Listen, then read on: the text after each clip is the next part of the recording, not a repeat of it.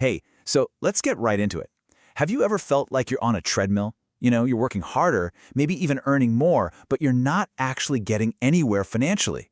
Well, the goal isn't just to get a bigger paycheck, it's to get off that treadmill completely.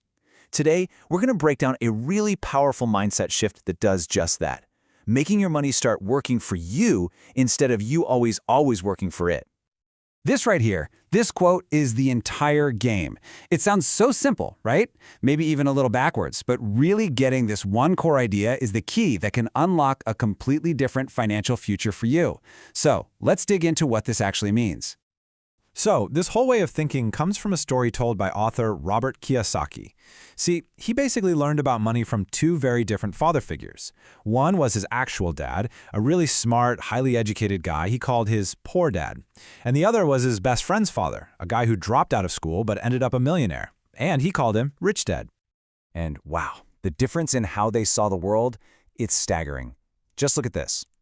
Poor dad would say, the love of money is the root of all evil. Rich dad's take, nope, the lack of money is the root of all evil. When faced with something expensive, poor dad's brain would just shut down. I can't afford it. But rich dad's brain would switch on, asking, okay, how can I afford it? It's not just a small tweak, it's a total rewiring of how you see problems and possibilities. So that poor dad mindset, the one that most of us are taught in school and at home, it leads directly into a trap. And it's a trap you've definitely heard of before. It's called the rat race. So what is the rat race, really? At its core, it's a cycle that's run by two super powerful emotions. First up, you've got fear. The fear of not being able to pay your bills, that's what gets you out of bed every morning and off to a job you might not even like. Then, the second that paycheck lands in your account, another emotion kicks in. Desire, or greed. You see all the cool things you could buy, a new phone, a bigger TV, a vacation. That desire makes you spend, which of course brings you right back to the fear of not having enough money. And on it goes. It's a never-ending loop.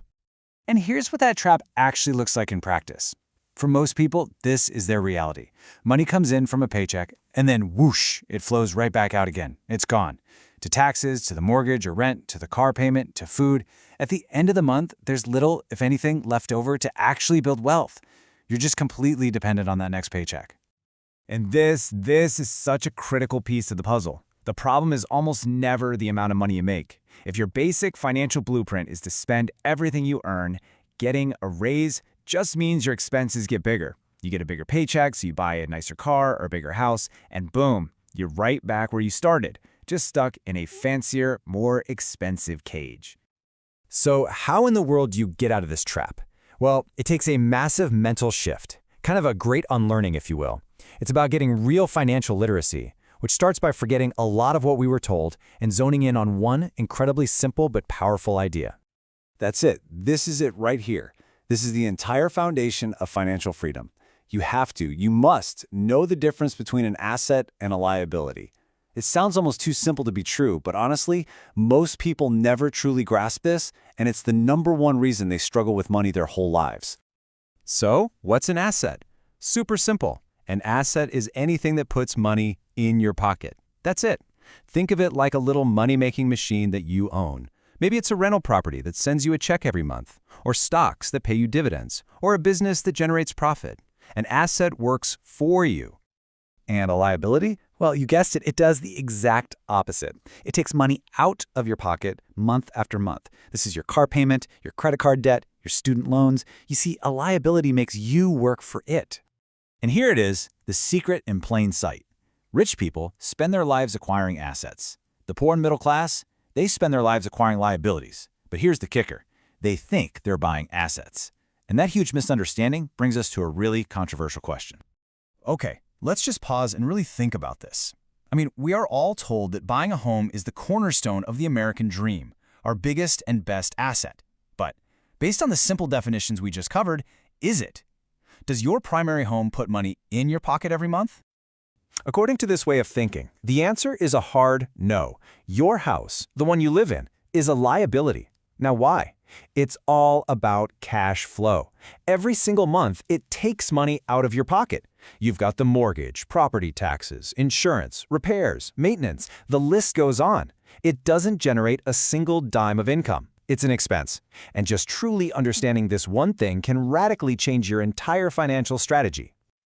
All right, so if the goal is to pile up assets and avoid liabilities, how do wealthy people actually structure their finances to make it happen? How do they get their money to start working for them? Well, let's take a look at their cash flow. And you can see it's a completely different game. The rich focus on one thing and one thing only, building up that asset column. They use their income to buy things that generate more income, like real estate or stocks or businesses. Then they take that new income and buy even more assets. It becomes this amazing cycle, where eventually the money coming from their assets is more than enough to cover all their expenses. And at that point, they're free. They've officially escaped the rat race. Their money is now doing all the heavy lifting. This leads to a totally different way of defining wealth. It's not about having $1 million or a fancy car. Real wealth is measured in time. It's the answer to one simple question. If you stopped working today, how long could you survive? The goal isn't just to be rich. It's to have your assets generate enough cash to support you forever. Okay, this all sounds great in theory, right? But what do you actually do? Where do you start? Well, the first piece of advice is refreshingly simple. Mind your own business. And this distinction is so important. Your profession, that's your 9-to-5 job. It's what you do to earn a paycheck. But your business, that's what you do with that paycheck after hours. Your business is your asset column. So minding your own business just means you're actively spending your time, energy, and money building that asset column. And here's the playbook. Step 1, and this is crucial, keep your day job. You need that salary to be the seed money for your real business. Then you systematically use that money to buy assets. While you're doing that, you've got to be ruthless about keeping your expenses low, which means cutting out liabilities, so you have even more cash to invest. This creates an incredible snowball effect where your money starts working to make you even more money. Look, at the end of the day, you can read all the books and listen to all the advice in the world, but none of it matters if you don't actually do something. True progress only happens when you take action. Even the smallest step forward is 1,000,000 times better than just standing still and thinking about it. So that really just leaves us with one final and most important question. Let's forget all the theory for a second and make this personal. What is your next move? What is the very first asset that you are going to start building?